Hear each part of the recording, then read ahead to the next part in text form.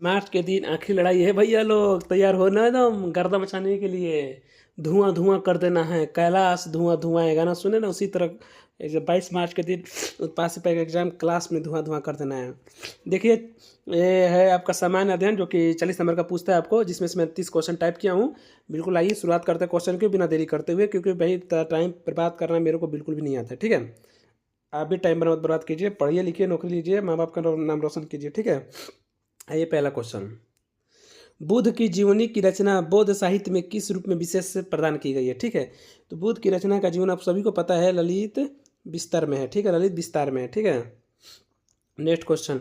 Hit refresh के लेखक कौन है? बहुत ही शानदार क्वेश्चन है। हिट रिफ्रेश के लेखक कौन है? सत्या नडेला। सत्या नडेला, सत्या नडेला हिट रिफ्रेश पुस्तक के लेखक हैं।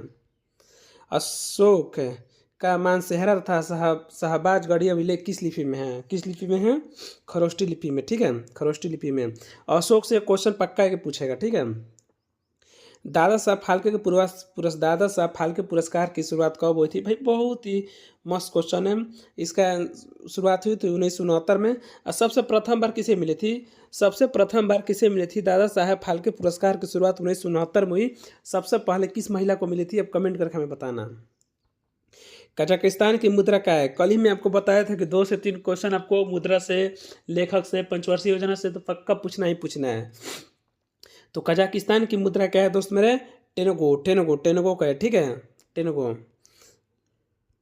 चित्रा उपन्यास के लेखक, चित्रा उपन्यास के लेखक कौन है? ठीक है, चित्रा उपन्यास के लेखक है, आपको बहुत ही शानदार क्वेश्चन है, रविंद्रनाथ टैगोर। कौन है? रविंद्रनाथ टैगोर चित्रा उपन्यास के लेखक है, ठीक है। प्रेम पचीसी के रचनाकार कौन है? प्रेम पचीसी के रचनाकार कौन है? प्रेम पचीसी के रचनाकार है प्रेमचंद। प्रेम से प्रेम, अप्रेम से प्रेमचंद्र है। संविधान सभा का चुनाव निम्न में से किस आधार पर हुआ था? संविधान सभा का चुनाव निम्न में से किस आधार पर हुआ था? तो संविधान सभा का चुनाव वर्गीय मताधिकार के आधार पर हुआ था। वर्गीय मताधिकार के आधार पर हुआ था संविधान सभा का चुनाव। संविधान सभा के सदस्य प्रतिनिधि कौन थे? संविधान सभा के सदस्य प्रतिनिधि कौन थे? तो कौन थे? तो जनता द्वारा अप्रत्यक्ष निर्वाचित, जनता द्वारा अप्रत्यक्ष निर्वाचित संविधान सभा के सदस्य प्रतिनिधि थे। ये क्वेश्चन बहुत ही शानदार है और लाजवाब है अपने आप में, ठीक है। बहुत से इस क्वेश्चन में बहुत सारे स्टूडेंट जो अपने आप बड़े बड़े पढ़े लिखे होंगे ना, वही बता सकते हैं। बहुत ही मतलब डाउट वाला क्वेश्चन है। 73 संविधान संशोधन की विशेषता नहीं है। 73 संविधान में पूछ रहे कौन सा इसमें से कौन नहीं है? तो 73 संविधान संशोधन में महिलाओं के लिए 2/3 आरक्षण ये नहीं है, बल्कि पंचायती राज का संवैधानिक दर्जा है, प्रत्येक निर्वाचन भी है और ग्राम सभा का भी उल्लेख किया गया है। अनुच्छेद पढ़ लीजिएगा, 2 क्वेश्चन अनुच्छेद से आएंगे। 73वें संविधान संशोधन द्वारा पंचायती राज संस्थाओं के लिए किस तरह का चुनाव प्रदान किया गया है? अभी मैं तुरंत बताया किस तरह का प्रदान किया गया है। प्रत्यक्ष एवं गुप्त मतदान। प्रत्यक्ष एवं गुप्त मतदान, जो कि जिसे चुनाव ना होता है, देखते हैं ना भाई, चुनाव अपना मताधिकार है, अपना अधिकार है, हम किस में वोट देंगे, किस बीजेपी में देंगे, कांग्रेस में देंगे, किस में देंगे, वो अपना अधिकार है, इसलिए इसमें रखा गया है। देखिए क्वेश्चन बहुत मस्त है। संयुक्त राष्ट्र विकास कार्यक्रम, जिसका फुल फॉर्म होता है UNDP, united national development programme united national development programme की मानव विकास रिपोर्ट की तर्ज पर भारत की पहली मानव विकास रिपोर्ट कब जारी किया गया था? बहुत ही शानदार क्वेश्चन है। कब जारी किया गया था दोस्त मेरे? तो अप्रैल 2002 में, अप्रैल 2002 में इसका शुरुआत किया गया था, ठीक है, अप्रैल 2002 में। जिसमें प्रथम राज्य कौन सा था? प्रथम राज्य था एमपी, यानी मध्य प्रदेश। मध्य प्रदेश में पूरे भारत में प्रथम राज्य था, जो कि मानव विकास कार्यक्रम, संयुक्त राष्ट्र विकास कार्यक्रम की रिपोर्ट, भारत की पहली मानव विकास रिपोर्ट पर मतलब दर्जा प्राप्त किया। यूएनडीपी की मानव विकास रिपोर्ट में भारत को किस श्रेणी में रखा गया है? तो भारत को किस श्रेणी में रखा गया? तो मध्यम मानव विकास की श्रेणी में भारत को रखा गया है।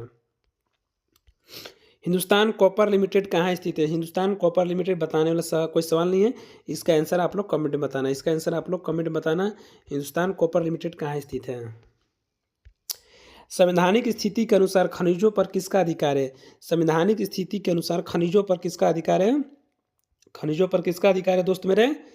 तो राज्य सरकार का भी है, केंद्र सरकार की है, दोनों का अधिकार है, ठीक है। दोनों का, जो किसी भी राज्य, हमारे झारखंड में कोयला खदान भरा पड़ा है ना, तो उसमें तो मतलब पूरा अधिकार एक तरह से झारखंड सरकार का ही है, ठीक है, लेकिन उससे भी ऊपर उनका अधिकार सरकार का तो है ही, और इसमें मोदी जी का भी अधिकार है। मैंने दोनों सहमति से क्या करना है, किस देश में भेजना है, कोयला कहाँ यूज करना है, कैसे करना है, सब दोनों सहमति से होता है। भारत सहायता क्लब की स्थापना किस पंचवर्षीय योजना के दौरान हुई थी? देखिए बताया मैंने कि पंचवर्षीय योजना से क्वेश्चन आपको पूछना बिल्कुल तय है, 2 से 3 क्वेश्चन। तो भारत सहायता क्लब किस पंचवर्षीय योजना में इसकी स्थापना हुई थी? तो किस में होती? द्वितीय में होती। की थी द्वितीय पंचवर्षीय योजना। द्वितीय पंचवर्षीय योजना कब से कब चली थी? कमेंट में बताना हमें। पंचवर्षीय योजना के इतिहास में भारत की सर्वाधिक असफल योजना किसे माना जाती है? तो कौन सा पंचवर्षीय योजना असफल रहा है? आप पढ़े होंगे क्वेश्चन इसका। कौन सा योजना सफल रहा था? कौन सा योजना? तृतीय योजना। तृतीय योजना तो असफल रहा था। देखिए 3 क्वेश्चन दे दिया। पंचवर्षीय योजना अनुमोदित करने हेतु भारत के अंतिम प्राधिकारी कौन है? प्राधिकारी कौन है? कौन है? तो इनमें से कोई नहीं है, ठीक है। न केंद्र मंत्री है, न योजना आयोग है, न प्रधानमंत्री है, ठीक है। इसका कौन करता है आपको पता है? विकास परिषद। विकास परिषद कोई वही जिसकी स्थापना 2 अक्टूबर 1952 में हुई थी, उसका अधिकार होता है। मोडवेट किससे संबंधित है? ये सब क्वेश्चन बहुत ही मतलब सब अच्छा क्वेश्चन है अर्थशास्त्र का। मोडवेट किससे संबंधित है? तो मोडवेट आपका मूल्यवर्धित कर से संबंधित है, मैंने एक तरह से समझिए इनकम जो टैक्स होता है उससे संबंधित है। भारत में पंचायती राज सबसे पहले किस राज्य ने अपनाया था? इसका आंसर अब आप लोग कमेंट बताना, क्वेश्चन में बता चुका हूँ, चाहे आप लोग याद किए होंगे। भारत में सबसे पहले पंचायती राज कहाँ किस राज्य में स्थापना हुई थी? भारत में सर्वोत्तम चाय कहाँ पैदा होती है? इसका भी आंसर आप लोग कमेंट बताना है। ऑप्शन देख लीजिए, जोराहाट, नीलगिरी पहाड़ी, दार्जिलिंग की पहाड़ी, कूच बिहार। इसका आंसर कमेंट बताना।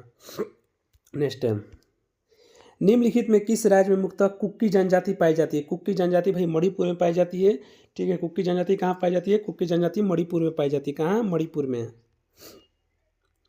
निम्नलिखित में कौन एक उत्तर भारतीय नृत्य है? कौन एक उत्तर भारतीय नृत्य है? तो कौन है? कथक का नाम सुने हैं, जो कि यूपी में है, बहुत यूपी का फेमस नृत्य है कथक है। अमृता शेरगिल किस रूप में प्रसिद्ध है? बहुत ही शानदार क्वेश्चन है। अमृता शेरगिल एक चित्रकार थी। क्या थी? एक चित्रकार थी जो बहुत ही प्रसिद्ध व्यक्ति मानी जाती है। अमृता शेरगिल एक महिला का नाम है, ठीक है। नेक्स्ट है आदि शंकर जो बाद में शंकराचार्य बने, उनका जन्म कहाँ हुआ था? आदि शंकर जो बाद में शंकराचार्य बने, उनका जन्म कहाँ हुआ था? तो उनका जन्म हुआ था आपको केरल में। केरल कहाँ पर? वो है कलादी, कहीं कहीं देता है, कहीं कहीं केरल देता है, ठीक है। ऐसी केरल ही याद रखे, ठीक है, सब मत याद रखिए। केरल में हुआ था आदि शंकर या शंकराचार्य का जन्म कहाँ हुआ था? केरल में हुआ था। किस संत ने अद्वैतवाद का प्रतिपादन किया था? किस संत ने किया था?